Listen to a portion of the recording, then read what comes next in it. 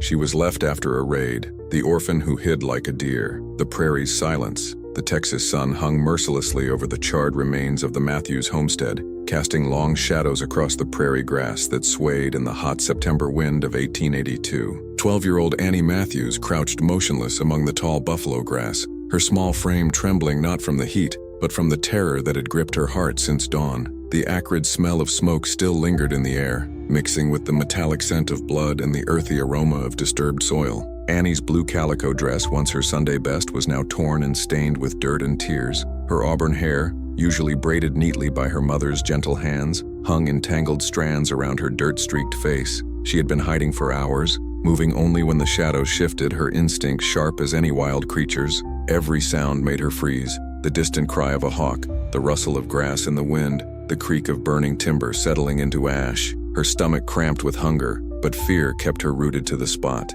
"Easy there, little one," came a gentle voice in accented English. Annie's heart nearly stopped. Through the grass, she saw weathered boots and the hem of a long coat. Slowly, her eyes traveled upward to meet the kind face of Miguel Herrera, a Mexican-American trader who regularly traveled this route between San Antonio and the smaller frontier settlements. Miguel was a man in his 50s, with graying hair and deep lines around his eyes that spoke of years spent under the Texas sun. His cart, loaded with supplies and goods, stood nearby, his 2 mules stamping impatiently in the heat. "Dios mío," Miguel whispered, seeing the destruction around them. "What happened here, Niña?" Annie's mouth opened, but no sound came. She had not spoken since the attack, her voice lost somewhere in the trauma of that terrible night. Instead, she pointed with a shaking finger toward the smoldering ruins of what had once been her home. Miguel's expression softened with understanding and grief. He had seen too much violence on the frontier, too many families torn apart by raids, disputes, and the harsh realities of life on the edge of civilization. But he had also learned that in this unforgiving land, survival often depended on the kindness of strangers. "Come, pequeña," he said gently, extending his weathered hand. "You cannot stay here. The buzzards are already circling, and night will bring wolves." Annie hesitated, her deer-like instincts warring with her desperate need for human connection. Miguel waited patiently, not moving closer, letting her make the choice. Finally, driven by hunger and exhaustion, she reached out and took his hand. As Miguel helped her into his cart, wrapping her in a soft blanket that smelled of sage and leather, Annie caught sight of the ruins one last time. The life she had known was gone, reduced to ash and memory. But as the cart began to roll away from the devastation, she felt the first spark of hope she had experienced in days. The journey to Esperanza Creek took 3 hours, the cartwheels creaking rhythmically over the rutted trail. Miguel spoke softly to his mules in Spanish, occasionally glancing back at Annie with concerned eyes. She sat silently, watching the endless prairie roll by, her mind struggling to process the magnitude of her loss. As the sun began to set, painting the sky in shades of orange and pink, they crested a small hill, and Annie saw their destination, a small settlement nestled in a valley where a creek wound through cottonwood trees. Esperanza Creek was a crossroads community where different cultures intersected. Anglo settlers, Mexican families, and peaceful Native Americans who served as guides and traders all lived and worked together. Between two worlds, the Herrera family trading post sat at the heart of Esperanza Creek, a sturdy adobe building with a wide porch where people of all backgrounds gathered to trade goods, share news, and find respite from the harsh frontier life. As Miguel's cart rolled up to the front steps, Annie could see the warm glow of oil lamps through the windows and hear the gentle murmur of conversation in multiple languages. "Maria," Miguel called out as he helped Annie down from the cart. "We have a visitor." Maria Herrera emerged from the trading post, wiping her hands on her apron. She was a woman of mixed heritage. Her father had been a Spanish settler, her mother a Comanche woman who had chosen to live among the settlers. This unique background had given Maria an understanding of different cultures that made her a natural peacemaker in the diverse community. At 45, Maria had raised 6 children of her own, and her maternal instincts immediately recognized the trauma in Annie's wide, frightened eyes. She approached slowly, speaking in soft, soothing tones. "Pobrechita," Maria murmured, kneeling to Annie's level. "You're safe now, mija. No one will hurt you here." Annie remained silent, but something in Maria's gentle manner reminded her of her own mother's touch. When Maria reached out to brush a strand of hair from Annie's face, the girl didn't flinch away. That first night, Annie was given a small room behind the trading post with a comfortable bed and clean clothes. Maria's teenage daughter Rosa helped her wash and braid her hair, chattering cheerfully in a mixture of English and Spanish that gradually began to sound less foreign to Annie's ears. The trading post was a hub of activity from dawn to dusk. Annie spent her days observing from the safety of the porch, watching as different people came and went. She saw Anglo ranchers trading cattle for supplies, Mexican vaqueros sharing stories over coffee, and Native American guides discussing weather patterns and game movements with the settlers. One person who particularly caught Annie's attention was Joseph Running Bear, a Lipan Apache man in his 30s who worked as a scout and translator for the U.S. Army. Unlike the fearsome warriors from the stories she had heard, Joseph was quiet and thoughtful, with kind eyes and a gentle manner with children. Joseph had noticed Annie too, recognizing in her behavior the same wariness he had seen in young animals separated from their families. He began leaving small gifts on the porch where she sat: a carved wooden bird, a smooth stone from the creek, wildflowers picked from the prairie. He never approached directly, understanding that trust had to be earned slowly. "She moves like a deer," Joseph observed to Maria one evening as they watched Annie slip quietly around the corner of the building. "Always alert, always ready to run." "See," Maria agreed, "but even deer can learn to trust when they feel safe." As days turned into weeks, Annie began to emerge from her shell. She started helping with small tasks around the trading post, sweeping the porch, organizing supplies, feeding the chickens. The routine gave her a sense of purpose and belonging that she desperately needed. The breakthrough came on a crisp October morning when Annie was helping Maria prepare breakfast. A group of rowdy cowboys rode into town, their horses kicking up dust and their voices loud with whiskey and bravado. The sudden noise and commotion triggered Annie's trauma, and she dropped the plate she was holding, shattering it on the floor. "I'm sorry," she whispered, the first word she had spoken since her rescue. "I'm so sorry." Maria immediately knelt beside her, gathering the frightened girl into her arms.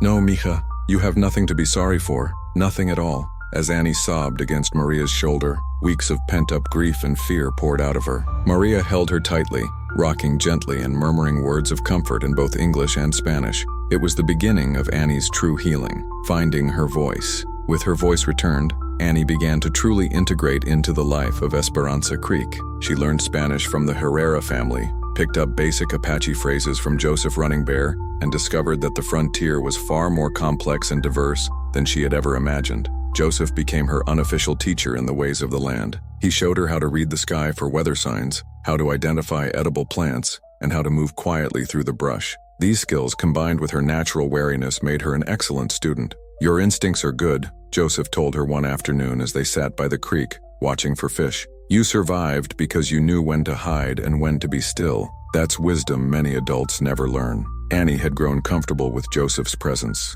Unlike the other adults who sometimes spoke to her with pity in their voices, Joseph treated her as an equal, respecting her intelligence and resilience. "Why did you help me?" Annie asked one day, using a mixture of English and the Apache words she had learned. "I mean, why do you care what happens to me?" Joseph was quiet for a long moment, watching the water flow over the smooth stones. "When I was young, maybe 8 years old, my family was attacked by soldiers. I hid in a cave for 3 days, too scared to come out. A Mexican family found me and took me in until I could find my way back to my people. Sometimes we survive so we can help others survive." This revelation helped Annie understand that her experience, while traumatic, was not unique on the frontier. Many people in Esperanza Creek had stories of loss and recovery, of being helped by strangers who became family. As winter approached, Annie had become an integral part of the community. She helped Maria with the trading post, learned to cook traditional Mexican dishes, and even began teaching some of the younger children to read. Her natural intelligence and eagerness to learn impressed everyone who met her, but it was her relationship with the land itself that truly marked her transformation. Under Joseph's guidance, she learned to track animals, to find water in dry seasons, and to navigate by the stars. She could move through the prairie grass as silently as her namesake deer, and her knowledge of both settler and Native American survival techniques made her uniquely adapted to frontier life. "She's not the same frightened child we found," Miguel observed to his wife one evening as they watched Annie help Joseph prepare jerky for the winter months. "No," Maria agreed. "She's stronger now. She's found her place." But Annie's newfound stability was about to be tested. Word had reached the territorial authorities about the orphaned girl living at Esperanza Creek, and they had decided that she needed to be placed in a proper orphanage in San Antonio, where she could receive a civilized education. The news came with the arrival of Mr. Cornelius Whitman, a stern-faced official from the Territorial Children's Services, accompanied by 2 armed escorts. He had come to collect Annie and transport her to the San Antonio orphanage for displaced children. "The girl needs proper schooling and Christian instruction," Whitman declared, his voice carrying the authority of government bureaucracy. "Living among these People is no environment for a young white girl. Annie felt the familiar fear rising in her chest, but this time it was different. She was no longer the silent, traumatized child who had hidden in the grass. She had found her voice, her strength, and her family. She would not go quietly. The path home. The confrontation with Mr. Whitman took place in the main room of the trading post, with most of the community gathered to witness what they all knew would determine Annie's future. The official sat stiffly in a chair, his leather satchel full of legal documents, while Annie stood surrounded by the people who had become her family. "Miss Matthews," Whitman began, his tone condescending, "you've been living in irregular circumstances. The territory has a responsibility to ensure you receive proper care and education." Annie looked around the room at the faces of the people who had saved her. Maria, who had held her through nightmares. Miguel, who had risked his own safety to rescue her. Joseph, who had taught her to be strong. Rosa, who had become like a sister to her. These were not irregular circumstances. This was home. "I am receiving proper care," Annie said, her voice steady despite the fear in her heart. "These people are my family." Whitman's expression hardened. "These people are not your family, child. You need to be with your own kind, learning proper Christian values and feminine accomplishments." "What kind is that?" Annie asked, her voice growing stronger. "Kind people? Brave people? People who help strangers and share what they have? Because that's exactly the kind of people I'm with." Maria stepped forward, her own voice firm with maternal authority. "Senor Whitman, this child has been through terrible trauma. She was dying when my husband found her. We have nursed her back to health, given her love and stability. Why would you take her from the only security she has known?" "Because," Whitman replied coldly, "she is a white child, and she belongs with white people. This mixing of races and cultures is precisely what's wrong with the frontier. The girl needs proper discipline and education." Joseph Running Bear, who had been silent until now, stepped forward. His presence commanded respect even from the official, who had heard stories of Apache warriors and was not entirely comfortable in the scout's presence. "Mr. Whitman," Joseph said, his English formal and precise, "I have worked with the U.S. Army for 10 years. I have seen what happens to children who are torn from the families that love them and placed in institutions where they are not wanted. This child has found healing here. Why would you wound her again?" The room fell silent as Whitman considered his response. He had the legal authority to take Annie, but he was beginning to realize that doing so might not be as simple as he had anticipated. The entire community was united in their opposition to his plan. Annie took a deep breath and stepped forward. "Mr. Whitman, I know you think you're doing what's best for me, but I've learned something important living here. Family isn't just about blood. It's about people who choose to love you and take care of you when you need it most." She gestured to the people around her. "Maria taught me that strength comes from helping others. Miguel showed me that courage means doing what's right even when it's dangerous. Joseph taught me that wisdom comes from understanding different ways of seeing the world. And Rosa," she smiled at the teenage girl who had become her sister, "Rosa taught me that laughter can heal almost anything." Annie's voice grew stronger as she continued. "In San Antonio, I would just be another orphan in a big building. Here, I'm Annie Matthews, and I belong. I have a purpose and people who need me just as much as I need them." Whitman shifted uncomfortably in his chair. He had expected to find a traumatized child grateful for rescue, not an articulate young woman who could argue her own case with such conviction. "The law is the law," he said finally, but his voice lacked its earlier certainty. "The law should serve people, not hurt them," Maria interjected. "If you take this child from us, you will be causing harm, not preventing it." At that moment, the door opened and Father Miguel Santos entered. The elderly priest served the spiritual needs of the diverse community, conducting services in multiple languages and adapting Catholic traditions to include elements meaningful to all his parishioners. "Forgive the interruption," Father Santos said, his voice carrying the authority of his position, "but I understand there is a question about young Annie's welfare." Whitman straightened, recognizing the priest's authority. "Father, surely you understand the importance of proper Christian education for the child." "Indeed I do," Father Santos replied, "which is why I can attest that Annie has been receiving excellent Christian instruction right here. She helps with our services, reads scripture to the elderly, and demonstrates Christian charity in her daily life. Moreover, she has learned to appreciate the spiritual traditions of her Native American friends, which has only deepened her faith." The priest's endorsement carried significant weight, and Whitman found himself increasingly isolated in his position. Annie seized the moment. "Mr. Whitman, I understand that you have rules to follow, but sometimes rules need to be flexible enough to serve people's real needs. I'm not asking to avoid education or responsibility. I'm asking to stay with the family that saved my life and continue learning from people who have taught me more about courage, kindness, and faith than any institution could. The room waited in tense silence as Whitman considered his options.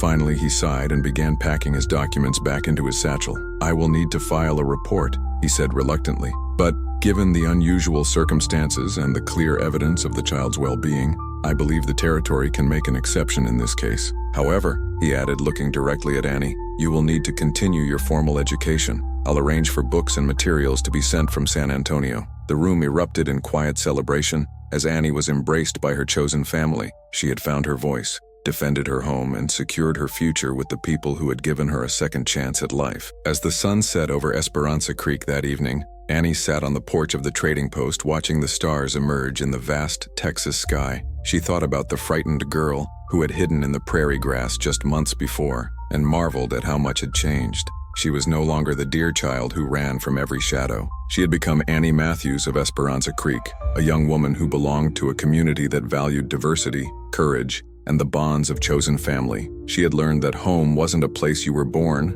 but a place where you were loved and where you could grow into the person you were meant to be. The frontier had taken her birth family, but it had also given her something precious in return: the knowledge that family could be found in the most unexpected places, and that love could bridge any divide of race, culture, or circumstance. As she prepared for bed that night, Annie whispered a prayer of gratitude for the people who had saved her life and taught her that sometimes the greatest strength comes not from hiding like a deer, but from standing tall and fighting for the family you choose and the home you build together. The hour end.